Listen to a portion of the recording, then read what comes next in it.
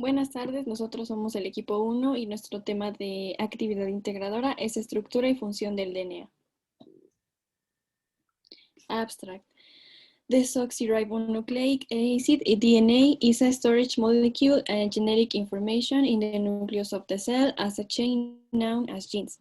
In order to allow the discovery of DNA, Watson and Crick conducted various studies resulting in the DNA having a double helix structure, made up of two genes, each made up of sugars and phosphate groups.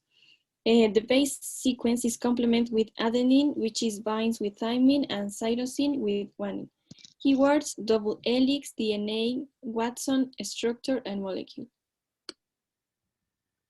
El objetivo del equipo durante la investigación fue estudiar y aprender más acerca de la estructura y las funciones de la molécula DNA como portadora de información genética, esencial para los seres vivos.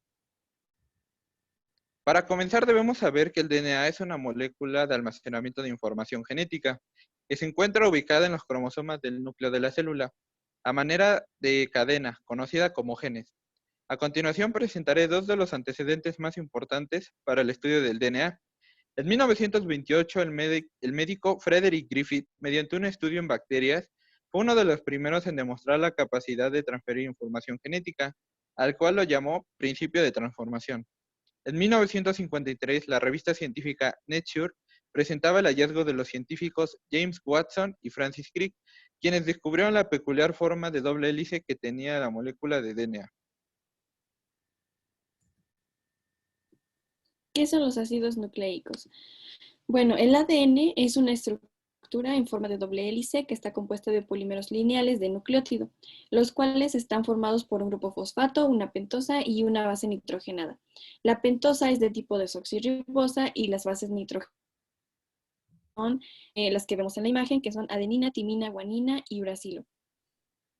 Esta estructura está unida mediante enlaces fosfodiéster y de manera general podemos decir que el ácido desoxirribonucleico tiene como característica propia formar una doble hélice enrollada con el esqueleto azúcar fosfato en el exterior y las bases nitrogenadas en el interior. Y su función principal sería contener toda la información genética. Bueno, la estructura del ADN está formada por un grupo fosfato, una desoxirribosa y una base nitrogenada. Estos tres componentes se unen entre sí para formar la unidad más pequeña del ADN, que son los nucleótidos. Un solo nucleótido puede llegar a medir de 3 a 4 Armstrong.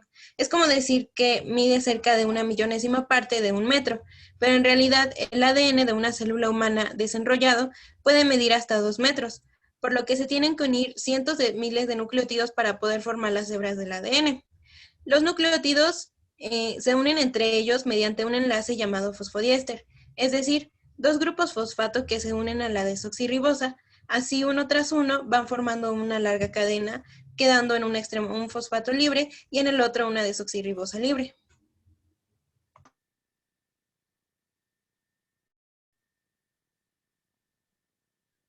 El ADN tiene dos cadenas enrolladas a modo de doble hélice que se mantienen unidas por fuerzas llamadas puentes de hidrógeno y que aparecen entre las bases nitrogenadas debido a las cargas parciales producidas por la diferente electronegatividad entre el nitrógeno y el oxígeno. Dependiendo de la estructura de la base nitrogenada, tendremos 4 tipos de nucleótidos que van de 2 en 2. Por ello, la adenina se empareja con la timina, que cuenta con 2 puentes de hidrógeno, y la citosina con la guanina, que cuenta con 3 puentes de hidrógeno.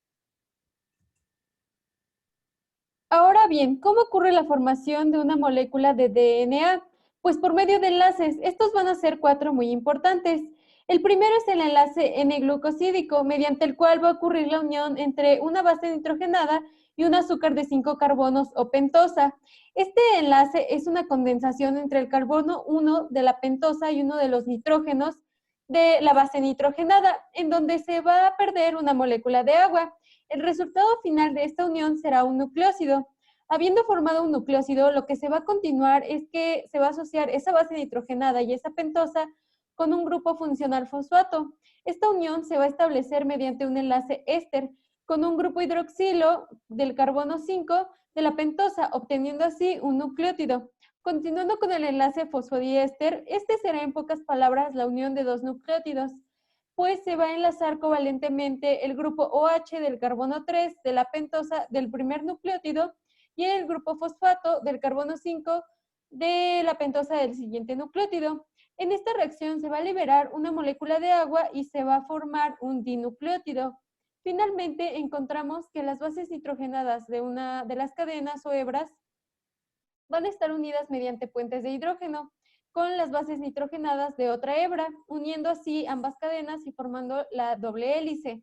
De esta manera, una purina, es decir, adenina o guanina, de una de las cadenas se va a encontrar enfrentada y unida con una pirimidina, en el caso de adenina con timina y guanina con citosina. Por ello, el número de purinas es igual al número de pirimidinas. El ADN tiene tres funciones básicas, que son la replicación, en la cual una célula se divide y duplica sus genes para que sus células hijas tengan un paquete completo de cromosomas. En la transcripción, una célula hace una copia de ARN de una parte del ADN y esta copia le vamos a llamar ARN mensajero.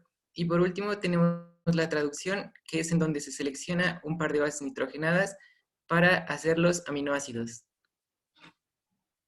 En la replicación, este va a ser un proceso en donde se va a llevar como primer paso que la doble hélice del DNA se tenga que separar gracias a la enzima helicasa, que esta va a formar una hebra discontinua y una hebra continua. Ambas hebras van a estar formadas por una cadena molde y una cadena complementaria.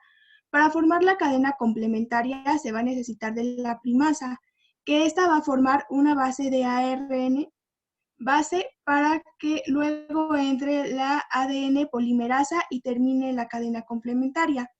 Pasa exactamente lo mismo con la hebra discontinua. Lo único que cambia es que se va a necesitar más de una base de RNA para que ésta termine. En este proceso no se debe de quedar ninguna base de RNA, así que va a entrar la exonucleasa, que esta va a eliminar todas estas bases para que luego vuelva a entrar la DNA polimerasa y rellene estos espacios.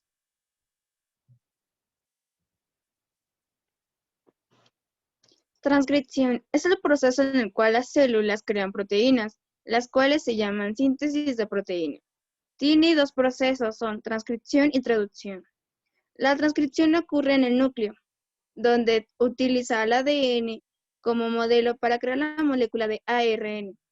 El ARN sale del núcleo y va a un ribosoma, ubicado en el citoplasma, donde ocurre la traducción. Traducción se ocupa de leer el código genético de ARNM y crea una proteína. Transcripción es el proceso en el cual se genera una copia de RNA por secuencia de un gen. Esta copia, llamada molécula de ARN mensajero ARNM, abandona el núcleo de la célula y entra en citoplasma. La traducción se va a llevar a cabo en el ribosoma. Es aquí donde el ARN mensajero va a entrar al ribosoma para formar una proteína. El ribosoma se va a dividir en dos, en el sitio A y en el sitio P. En el sitio A, el ARN mensajero va a encontrarse con el AR de transferencia. El de transferencia va a contener aminoácidos. Y aquí se van a tener que ensamblar estos dos ARN. Por ejemplo, el ARN de transferencia va a buscar dónde se puede ensamblar. Por ejemplo, la guanina, la citosina y la adenina se van a ensamblar con la citosina, guanina y el uracilo. Cuando estos aminoácidos ya se terminen de ensamblar, se van a pasar al sitio P y aquí se van a estar uniendo todos los aminoácidos gracias al ARN ribosomal. Cuando estos se terminen de unir, tendrán que salir del ribosoma para formar la proteína y haga la función que le corresponde.